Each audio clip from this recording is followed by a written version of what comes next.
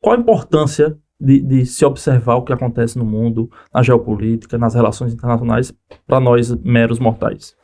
Eu acho, João, que nunca estivemos num mundo tão interconectado, né, tão globalizado, em que eu acho que a palavra-chave aqui é interdependência. Então, o que é que acontece? O que é interdependência? O que acontece em algum lugar no mundo, ele vai ter reflexos em outros lugares. Sejam maiores em determinados pontos geográficos e em determinados estados esses impactos serão menores, mas todos, de alguma forma, vão ser afetados. Então, a guerra na Ucrânia, por exemplo, começou em 2022.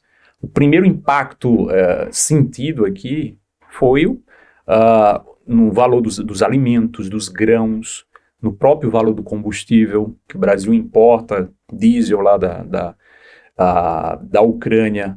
Semanas antes, dias antes da guerra iniciar, o então presidente Bolsonaro, naquela época, fez uma viagem que não estava marcada para Moscou, para se reunir com o presidente Putin, porque o mundo já estava prevendo que haveria um conflito, as tropas já estavam ali estacionadas. A tensão estava muito alta, né? A tensão estava muito alta. E Bolsonaro, por exemplo, ele foi tentar fechar um acordo, porque o agronegócio brasileiro é um grande importador de fertilizantes. E a Rússia... Na verdade, o povo chama popularmente de agrotóxicos, né? Isso. Então, o agronegócio do Brasil precisa desses fertilizantes. Então, vejam, ele foi viajar para, mesmo durante o conflito, manter esse canal aberto. E, se eu não me engano, também ele falou negociar também uma questão de mais garantia do diesel também, né? O diesel, eram esses dois recursos, em especial, fertilizantes e diesel. Isso. Então, veja, lá do outro lado do mundo, estamos falando de milhares de quilômetros de distância, mas já houve um movimento político do Brasil para tentar, porque a gente sabe que o agronegócio era uma base eleitoral do então presidente naquele momento, né? E isso correspondeu também a esse esforço. Já o Lula agora tem outras preocupações, e por isso que há tantas viagens internacionais para, mesmo nesse ambiente de tantos conflitos internacionais, o Brasil possa ter efeitos colaterais menos nocivos, né, do ponto de vista político e também econômico para nós.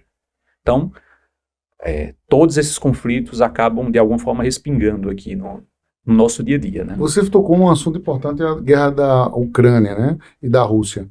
Na sua opinião, é uma guerra que vai ser interminável? Você acha que não tem previsão para término? Assim, porque, né, João, a gente conversando, a gente acompanha o noticiário, saiu um pouco do holofote, mas a guerra não acabou lá. Isso.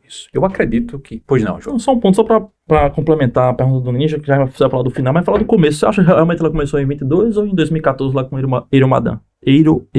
Maidan. Começou antes, eu acho. Eu diria que antes. Antes disso. Antes disso.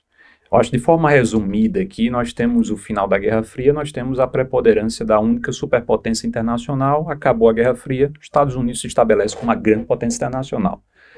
E todos os estados satélites da antiga União Soviética agora se tornam estados independentes. Então nós temos ali o surgimento de Ucrânia, Bielorrússia, né?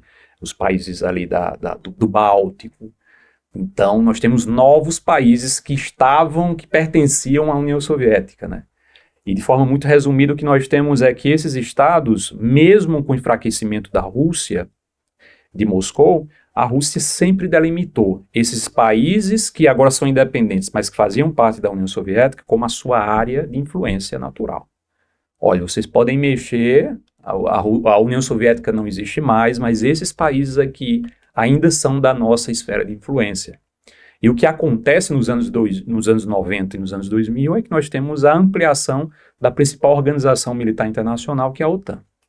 A OTAN vai chegando cada vez mais próximo da Rússia. Teve um acordo no final da Guerra Fria que foi que nenhum dos dois iam se expandir. Isso. É um acordo polêmico, Isso. Que os russos dizem que foi algo assinado, enquanto os americanos dizem que foi algo de boca e não tem validade. Isso não tem validade, né?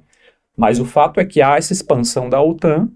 A Rússia, no momento, no início, estava muito enfraquecida, porque a década de 90 é um período de muita crise econômica, né? Mas, a partir do momento que ela vai reestabelecendo o seu poder militar, o seu poder financeiro, ela começa a tentar reagir, né? Então, e o último de todo esse espaço pós-soviético, o lugar territorial mais sensível para a Rússia é a Ucrânia. porque a Ucrânia é uma grande planície, tem uma área lá com uma grande planície. Historicamente, foi a principal rota de invasões da Rússia, dos impérios. Justamente por ser planície, né? Por ter essa facilidade de entrada, vamos dizer assim, a outro território, né? E justamente quando ao Euromaidan, quando um governo pró-Rússia sai, entra um governo pró-Estados Unidos, né? Esses movimentos aí, as revoluções coloridas são chamadas, né? Então tudo isso vai provocando uma percepção de Moscou que a coisa estava se agravando. E a partir do momento que entra Zelensky, que fala em não apenas ser um Estado próximo do Ocidente, mas ser possivelmente um Estado membro da OTAN, isso aterroriza os russos, né? Porque bases da OTAN ali ia fazer com que a Rússia perca profundidade territorial. O que é que significa isso? Profundidade estratégica. É a distância entre os lançadores de mísseis do seu inimigo e as suas principais cidades. Então, quanto mais próximo está isso, menor é a capacidade de resposta e de defesa de Moscou. Então, a possibilidade da Ucrânia de entrar numa OTAN foi o checkmate para a decisão russa de reagir a isso. E a gente tem outro detalhe também interessante, é que a Ucrânia tinha armas nucleares. Sim. Mas teve algum acordo aí no passado que foi transferido essas armas nucleares para a Rússia, e a Rússia disse, não, eu garanto sua defesa, vamos dizer assim, né?